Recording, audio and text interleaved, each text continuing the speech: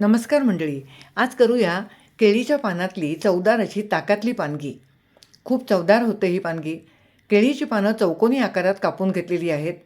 त्याची जी मधली जाडसर दांडी असते त्यात थोडीशी कडा ठेवून पान कापायचं, म्हणजे मग पानं फाटत नाहीत. अशी सर्व पानं अशी तयार करून घ्यायची. पानगी करण्यासाठी मी 1 बाऊल तांदूळाचं पीठ घेतलेलं आहे.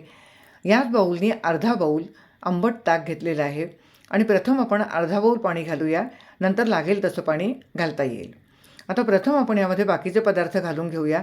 आलं, मिरची आणि जिरं याचा कुटून घेतलेला ठेचा 2 चमचे.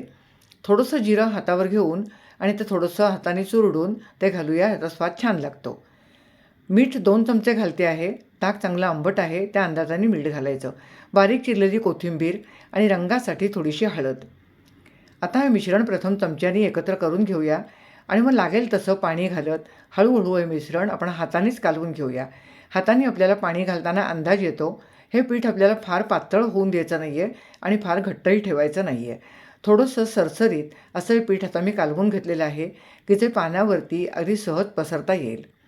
पोलपाटावर एक केळीचं पान घेतलं, त्यामध्ये 2 ते 3 चमचे हे पीठ घेते आहे.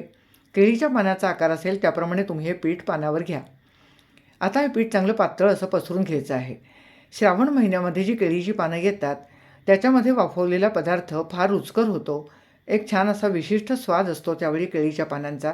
त्यामुळे हे पदार्थ श्रावण महिन्यात अगदी आवर्जून केले जातात. तवा तापत ठेवलेला आहे. तव्यावर आता हे पान ठेवूया.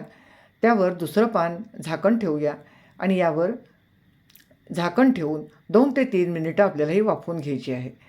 आता 2 ते 3 मिनिटं झालेली आहेत. पानगी उलटून घेऊया, म्हणजे त्याची दुसरी पण बाजू चांगली शेकून घ्यायची आहे. पुन्हा झाकण ठेवलं. 2 ते 3 मिनिटांनी झाकण काढलं. आता पान थोडंसं करपलेलं आहे, म्हणजे आपली पानगी तयार झालेली आहे. पानासकटच पानगी पोलपाटावर घेतली. तुम्ही पाहू शकता पान अगदी सहज सुटून आलेलं आहे. ही रेसिपी करताना आपण तेलाचा वापर केला नाही आहे. ही रेसिपी फार हेल्दी रेसिपी आहे. आपली पारंपरिक रेसिपी आहे. आता आपण दुसरी पानगी करून घेऊया. केळीच्या पानावर पुन्हा मी पीठ घातलेलं आहे. पीठ अगदी पातळ असं पसरून घेते आहे.